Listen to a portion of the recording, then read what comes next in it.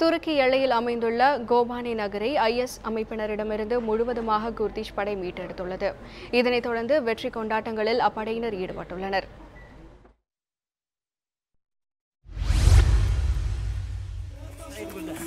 Syria, Iraq ஆகிய நாடுகளின் பெரும்பான்மையான பகுதிகள் IS அமைப்பினரின் கட்டுப்பாட்டிற்குள் உள்ளன. இதனை மீட்டெடுக்கும் நோக்கில் அந்நாட்டு அரசு படைகளுடன் இணைந்து அமெரிக்கா வான்வெளி தாக்குதல் நடத்தி வருகின்றது. சிரியாவின் அலெப்போ, இட்லிப் ஆகிய நகரங்களில் நடத்தப்பட்டு வரும் உள்நாட்டு போரின் காரணமாக அப்பகுதியே புகை மண்டலமாக காட்சியளிக்கிறது.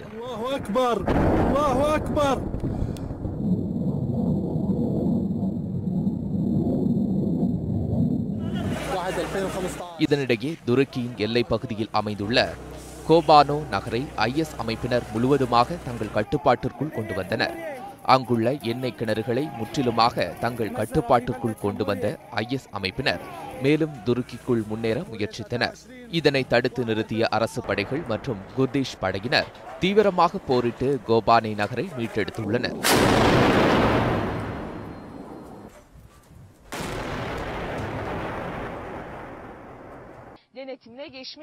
துருக்கி எல்லையில் 4 மாதமாக நடைபெற்ற உள்நாட்டு போரில் கோபானே நகரை முழுவதுமாக தற்போது குர்திஷ் படை மீட்டெடுத்துள்ளது. இதனை ஒட்டி பல இடங்களில் குர்திஷ் படையினர் வெற்றி கொண்டாட்டங்களில் ஈடுபட்டனர்.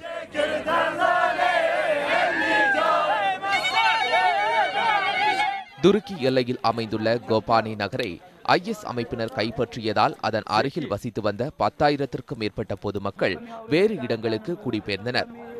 கோபானே நகரை மீட்கும் முயற்சியில் இதுவரை 1600 பேர் கொல்லப்பட்டுள்ளதாகவும் இவர்களில் 1196 பேர் அப்பாவி பொதுமக்கள் என்று சர்வதேச மனித உரிமைகள் ஆணையம் தெரிவித்துள்ளது. நியூஸ் 7 தமிழ் உலக செய்தி பிரிவு.